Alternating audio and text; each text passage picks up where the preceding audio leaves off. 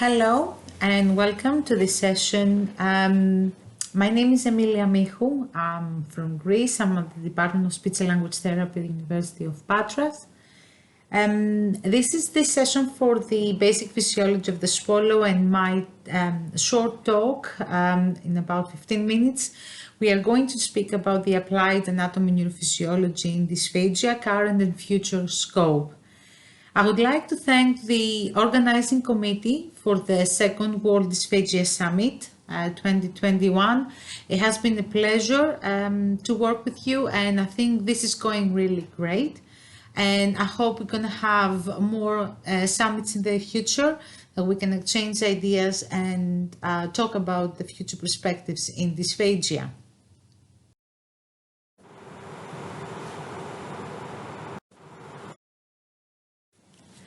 So as we heard before, swallowing is multidimensional in nature. We know that there is a vast and diverse network in the central nervous system and peripheral nervous system that controls this sensory motor act that has to be completed within, especially for the oropharyngeal swallowing, within less than 1.5 seconds. We know that there are corticobulbar tracts that descend from the cortex to the brainstem and central pattern generator, where the motor neurons of the swallow are housed, and they have to get activated in order to activate the muscles of swallowing. Sensory information from the oropharynx, the larynx, and the esophagus is really important and always comes via the cranial nerves to provide information about how we can actually change this response. It's not a reflex, it's a response to with afferent reception in the cortical and subcortical areas. From neuroimaging studies, and here you can see probabilistic maps, diffusion weighted imaging, tractography of healthy subjects when they are swallowing. And you can see the tracts that actually interconnect several areas around the brain. We have the dominant side and the non-dominant side. You can see it here, the non-dominant is in green. And you can see the diversity of the extent of the network that has to be activated during the swallow. Of course, when we study swallowing neurophysiology, we are now having a lot of information in our hands because we have different and we can borrow different techniques. We have information from EEG, electroencephalography, and MEG, magnetoencephalography, and it can give us different information in terms of temporal resolution as well as spatial resolution, because now we are actually covering the cortical areas. When we apply some information, some electrical stimulus from the periphery, we can see how quickly and when the areas of the cortex are activated. Of course, we have transcranial magnetic stimulation, TMS, that can give us information about the integrity of the tracts and the integrity of the information that the stimuli is going to, the integrity of the nervous system when the stimuli is traveling after the application of a magnetic pulse in the areas of the cortex, perhaps the trigeminal that now has started again to have some information, and of course any peripheral magnetic stimulation. So this is for the integrity, and we can actually get information with TMS before the actual activation of the system, as well as up to 2 and 3 minutes after the swallow. And we have functional magnetic resonance imaging, fMRI, that we can make these nice colorful maps of the areas that are activated in the brain during the swallow, and can give us information that will guide us for the anatomical areas that are important for the swallow and non-swallowing tasks. And of course, we have positron emission tomography. Here you can see some results from a study in 2017 with Huntington's disease patients versus control subjects. And it guides us to see what is the metabolism like in the brain following swallowing, the activation of the swallow. And we can see how different disease models affect the different metabolism, the metabolism in the brain, and how that differs to the control subjects. Now, applied neurophysiological studies in health have actually been very useful because now we can see the changes and the differences between saliva swallowing, let's say, and water swallowing. Now you can see two videos that I have created for the saliva and the water swallowing in the supine position. And although we know that there are specific areas in the brain that are activated the same for those two different tasks, we know that there is different activations when we actually compare those tasks in health and in older population. So we are very interested to see these studies because we can provide us information about, the clinical swallowing and non-swallowing tasks that we use in our treatment, as well as the extent of the activation. So applied neurophysiology and neuropharyngeal dysphagia is really important because now we can map the course of change following a lesion. This is one of the first studies by Professor Hamdi. You can see here they followed a patient with a stroke in the lower sensorimotor lesion, with a stroke in the lower sensorimotor cortex, and they followed the recovery of the swallow. So in 3 months' time, the patient did not have any swallowing disorders, and they have seen that actually the unaffected, opposite to the lesion hemisphere, was actually activated in order to guide and drive this change in behavior in physiology. And of course, we can map areas of interest in dysphagic patients with other techniques. Now, similar to what was found many years ago, we know that with fMRI, that patients that recover their swallow, they have shown an increase in the contralesional, opposite to the lesion, sensory areas of the brain. We can map also the effects of exogenous stimuli, which means pharmacological, for example, pharmacological agents in neurogenic dysphagia. We have done a study with patients that had idiopathic Parkinson's, and we have measured, they were off levodopa for about 12 hours, and they were actually, then we measured cortical and trigeminal transcranial magnetic stimulation, and of course, we did a swallow study with videofluoroscopy.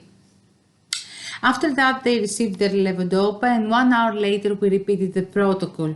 We wanted to map the exact areas of the brain that are going to have an increase in the swallow, and actually how the swallowing physiology also changed.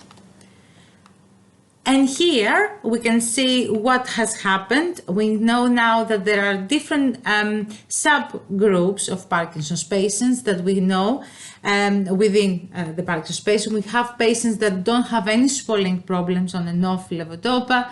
We know that patients that have swallowing problems only on medication, and patients that have swallowing disorders on and off. This is the third line here. The difference now between those groups, and of course there is difference in the physiology as we can see on the video, is also the maps that we have created, that we have actually captured of their cortex. So the integrity of the corticobulbar tracts is different of medication for those people that have swallowing problems of the medication, showing that there is less activation and they cannot really regroup and recruit many areas as other people, the group that actually doesn't have swallowing problems of medication. And this is the reason why we have severity problem, the severe swallowing problems in specific people with Parkinson's. Now, why the term applied? So we have to use the term applied because we know that we need to track the change and modulability of the bilateral sensorimotor system of the swallow. We know that we have to use the term apply because we need to see exactly what's happening with the dose of our treatments and the dose effects. And it's very important to actually understand how we can couple the physiological changes that we see with FEES, with videofluoroscopy, with neural changes that we see with neurophysiological studies. Now with paired associative stimulation, you can see me here really young, where we actually apply stimuli at the periphery in electrical stimulation and specific time later on a cortical pulse. We have seen that there is marked differences in fMRI, in magnetic resonance functional magnetic resonance imaging, when we see it in water and saliva. So we've seen that premotor cortex and the insula, important areas for the execution of the swallow, are going to have an increase in the activation following the stimulation. But that increase is different because the tasks are different. So we know that the task is going to guide the activation that we're seeing during our treatment, which is really important because we have to be very precise when we choose specific treatment modalities for our patients. Now, the modulability also is really important to be perceived in terms of plastic changes. And plastic changes means change in the qualities and membrane of those cells that transmit information. So we have gone a step further and we see how these plastic changes in the brain take place. And we have done magnetic resonance spectroscopy. And we have seen that in order to see those changes in the contralateral and ipsilateral to the stimulation sides, you have to see some changes in the neurotransmitter and especially GABA, which is the main inhibitor neurotransmitter in our brain. So what about the dose effects? It's really important because we always see some patients in the clinics that are going to have a plateau and are not going to have the same response to the same doses of treatment. But what does it mean in terms of plasticity and applied neurophysiological studies? So we've seen in a study that we had different responses between people that they were recruited. We had the responders that they responded to specific treatment and compared to sham, to no treatment, and we had people that did not respond. So we went a step further and we see that actually we can make things happen when we play with a dose in those people that didn't have the response. And when we repeated the dose of the stimulation, we've seen an increase following that repetition. One important thing is about the coupling of the behavioral changes that we see in the clinic and on video fluoroscopy, let's say, and the coupling of those changes that we see in the neurophysiological studies.